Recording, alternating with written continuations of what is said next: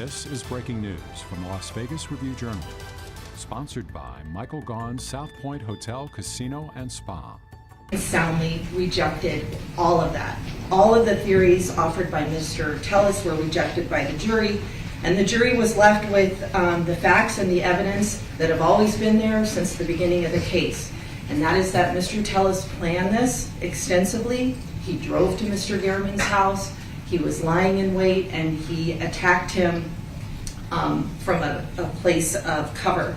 And of course, Mr. Gehrman was 69 years old at the time it occurred. The court knows from the evidence in the trial that the planning was extensive. Mr. Tellis used taxpayer-issued resources to look up personal information about Mr. Gehrman. He scoped out Mr. Gehrman's neighborhood ahead of time, and then of course he attacked someone much older than him by surprise. His reason for doing this, we learned, was that he didn't like what Mr. Gehrman had written about him. He felt that Mr. Gehrman had cost him an elected position. This type of violence, this sort of political violence, because of being upset about an article that has been written about you, is unacceptable and dangerous to our community as a whole.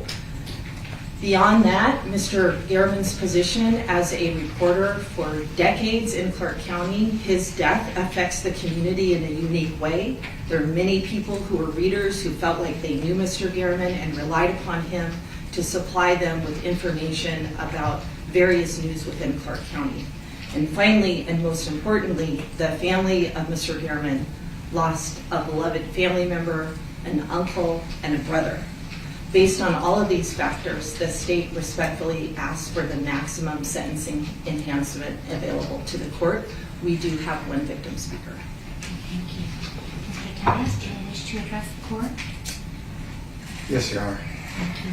First of all, I want to say that the family has my deepest condolences. They're, Mr. Gehrman was, very impactful in the community. He made a difference. And we know from testimony by the family that he was a good brother and a good uncle. And I understand the desire to seek justice and have somebody accountable for this. But I did not kill Mr. Gehrman.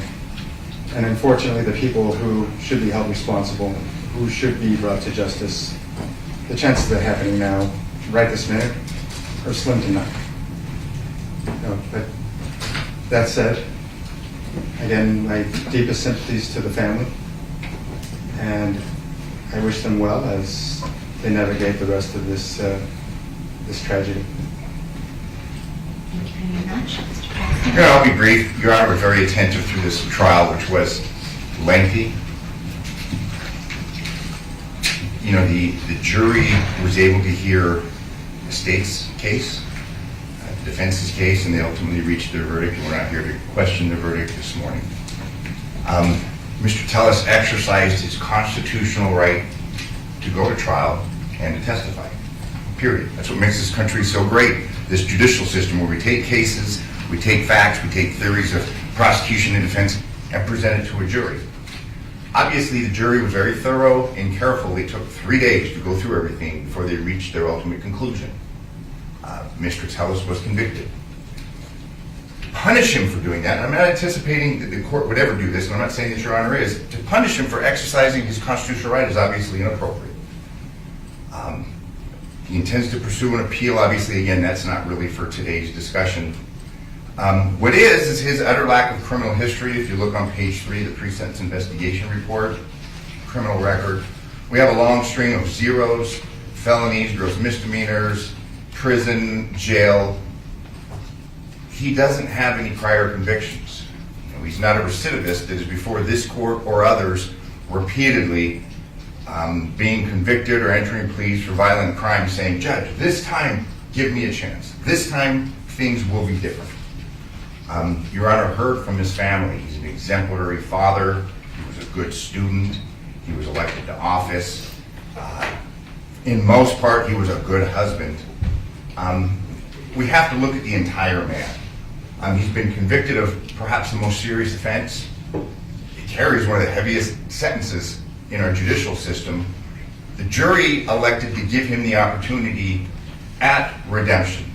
There obviously was an element of retribution in the sentence they imposed, but nonetheless they gave him the opportunity to one day be released.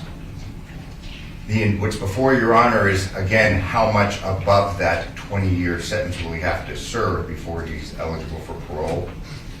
Given his utter lack of criminal history, I would urge the court to sentence him to something less than the maximum. I mean, the maximum sentence, we can't stack these enhancements. I mean, maximum sentence would be an additional 8 to 20 years. I'm going to urge the court to allow the parole board a bit more discretion. I would urge the court to consider a 1 to 10 year enhancement, which is allowable under statute, and allow the parole board to determine when he should be released. Of course, it's a two-step program. Number one, he'd have to be eligible for parole on the murder count, which won't occur until 20 years is served, but then there's the second consecutive sentence that must be served for the enhancements. I would urge the court to impose a sense of leniency in that he has no prior criminal record. Mr. Tellis has been actively engaged in his defense since the get-go. That continues through today. Again, I would urge the court to not hold that against him. And based upon the evidence Your Honor has heard, the statements of the parties, our arguments, and the information contained within the pre-sentence investigation report, which I just want to put on the record, there's no Stockmeyer issues. We submit it to Your Honor's sound discretion. Thank you very much. You may call the first witness. Jay Garman.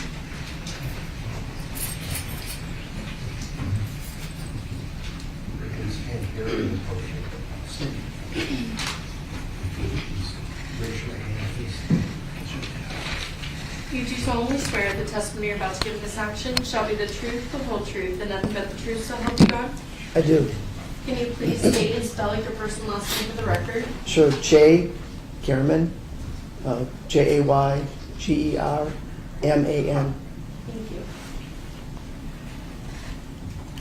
Good morning. Good morning, Judge. Thank you for allowing me to just talk a little bit. Yeah, we lost a brother. We lost an uncle, a friend, a leader. We're still in shock, and it's been 2 years. And it's going to take a long time to recover from this.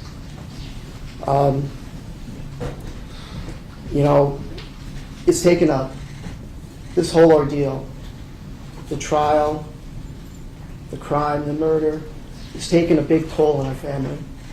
And it's been immense. It's been really difficult for all of us. We're doing our best to get through it. We really are. But he was our leader, and we're never going to see him again. And it's hard to come to that realization, but we're dealing with it. It's just going to take a long process for all of us, to recover. And we're struggling with it, but we're doing the best, and we miss him dearly. We really do. We've had a couple of his birthdays since he's passed, and it's nice to get together as a family and, kind of visit with Jeff, but it's not the same, and it never will be. We've lost a lot. He lost a lot.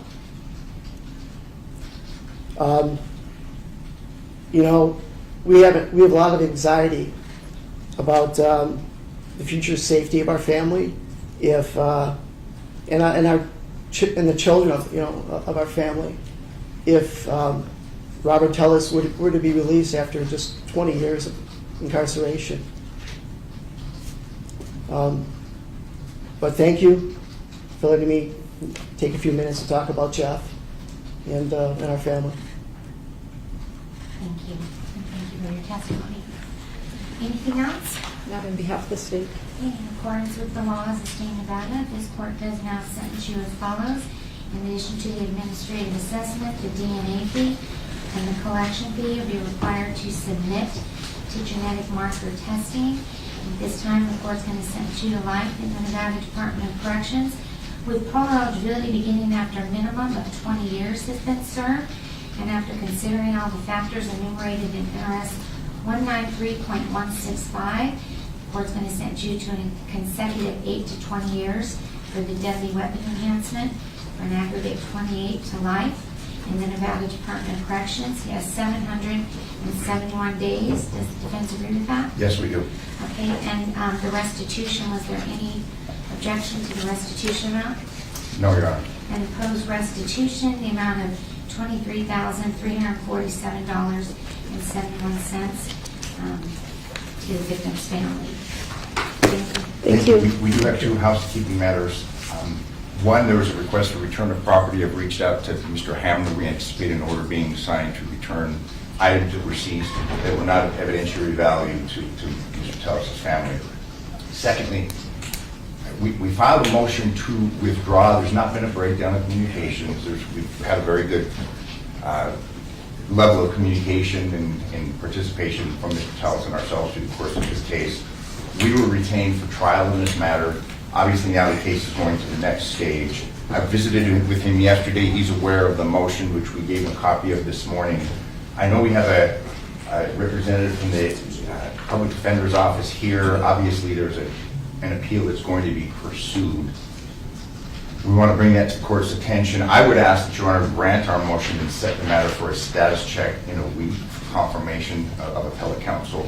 And that's I don't believe there'll be an opposition from or an objection from the state in reference to our request.